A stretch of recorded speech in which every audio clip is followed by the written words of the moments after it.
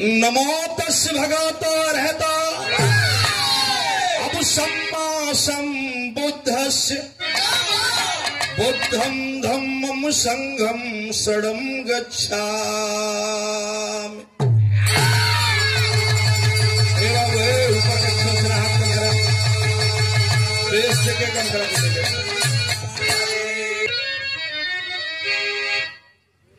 जय जय बाबा भीम जी, नमन करूं सतबार, जिनकी कृपा से मिला है हम सबको जीने का अधिकार।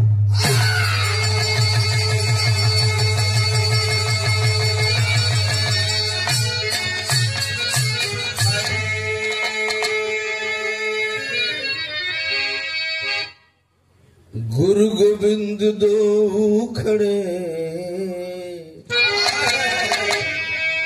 काके लागो पा,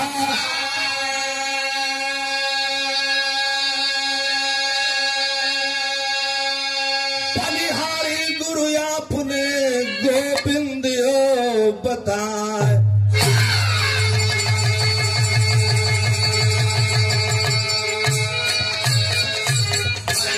तो भाई कबीरा हरि के रूठ पे गुरु के शरण जाए, कह कबीर गुरु रूठते फिर हरि नहीं होत सहाय।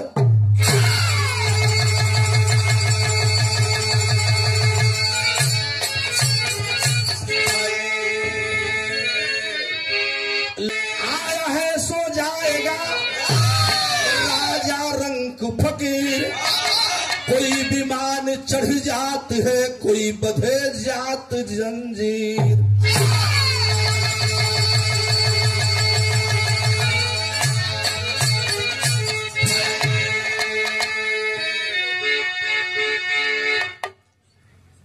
अब जे सदगुरु स्वामी जी सरी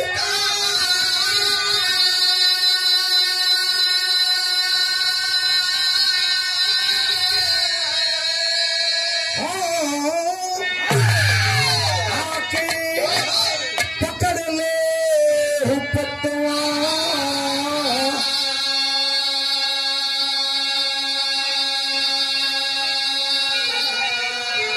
नैया बीच भवर से खे के कह जा पार।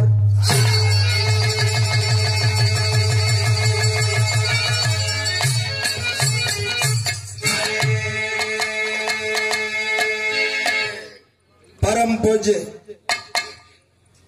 परम सम्मानित परम आदरणीय हमारे चाचा दादा काका भाइयों, पिता तुल बुजुर्गों, नौजवान दोस्तों, देश के कर्णधार प्यारे बच्चों, अगल बगल बैठकर मेरे गीतों का आनंद ले रही इस देश की महालक्ष्मी कही जाने वाली माता सावित्री बाई फूले के रूप में बैठी मेरे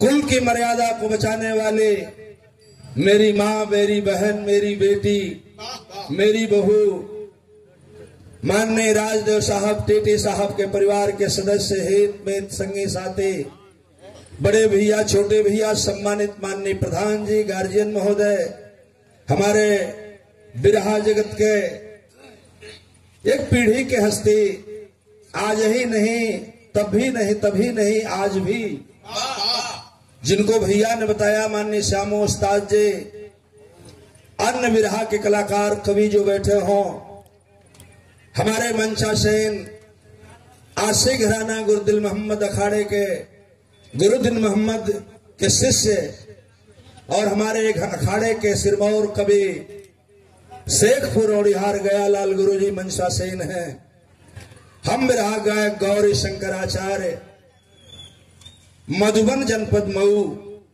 अपने मिट्टी की तरफ से इस बिरहा की मिट्टी को प्रणाम करता हूं। यहां बैठे हुए सभी महानुभावों का, आए हुए अतिथियों का, हित में संगी साथियों का, गौरी शंकराचार्य का बहुत बहुत आभार, अभिनंदन, हार्दिक बंदन, पांव छुके प्रणाम, हार्दिक नमो बुद्धाय, जय भीम।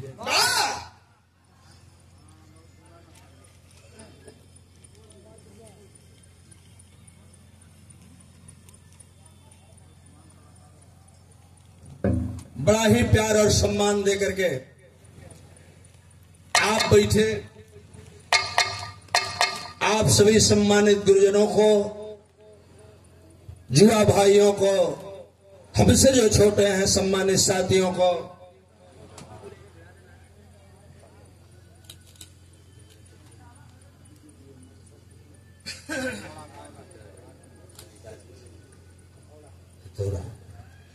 सभी सम्मानित साथियों का हम आपके अनुज हो सकते हैं, छोटे भाई हो सकते हैं, बेटा हो सकते हैं। और आज हम यह सौभाग्य रहे टीटी साहब, माननीय राजदेव साहब का और उनके बड़े भैया आदरणीय हमारे सम्मानित हथौड़ा से टीटी साहब, माननीय राजकिशोर साहब, दोनों भाई मंच तक आए। हमें सुंदर साफा पुष्प से गुथा हुआ प्यार की पंखुड़ियों का हार और 1000 रुपए का पुरस्कार गौरी शंकराचार्य प्रणाम करता है, हार्दिक आभार अभिनंदन व्यक्त करता है। हार्दिक नमो बुद्धाय, जय भीम। जो भी भैया लोग बैठल बाटे, गुरु लोग बैठल बाटे, कवि जी लोग बैठल बाटे, सबका पांव छुके हम बिरहा की शुरुआत कर चल बाटे। और बिरहा की शुरुआत चूंकि मंच से हो चुकी है और बिरहा के पुरोधा सिंगर, बिरहा में एक अपनी छाप है जिनके, उन भाई के द्वारा बिरहा के मंच की शुरुआत हो चुकी है। मुझे कुछ कहना नहीं है। ये ऐतिहासिक मिट्टी है, बिरहा की जमीन है, जहां कड़कड़ में बिरहा बसता है। इसलिए मैं बातें बहुत लंबी नहीं करूंगा, 2-4 लाइन हम कुछ गौला को प्रयास करें।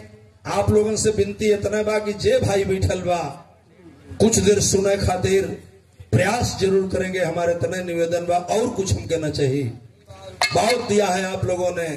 मास्टर दुलाइन भजन हो जा माई के वंदना भाई, उसे चलाक आदमी बड़ा तेज काम करेला। विवेक वैसे तेज तो वही तरह है भाई का।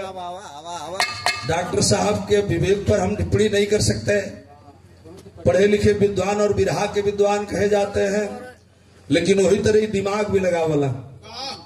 इस समझिए मैं कि आज आचार सी से भी रहा है तो दिमाग का भी उपयोग कर दिलाई, कोई दिक्कत नहीं है। डॉक्टर साहब बहुत बहुत आपको अभिनंदन, स्वागत आपका भी है, आपकी पूरी पार्टी का भी है। बड़ा नेक बिरहा रहल, भजन रहल। अब एगो माता रानी का वंदना सुनला तो दुल्हन कुछ हमरो होश हो जा।